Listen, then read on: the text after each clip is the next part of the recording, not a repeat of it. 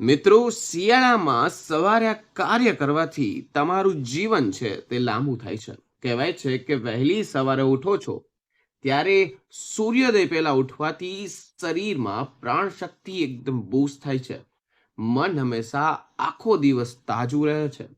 તાંબાના વાસણમાં તમારે પાણી પીવું જોઈએ. કેવી રીતના? આખી રાત રાખેલું પાણી શરીરમાંથી ઝેર દૂર કરવાની તાકાત ધરાવે છે.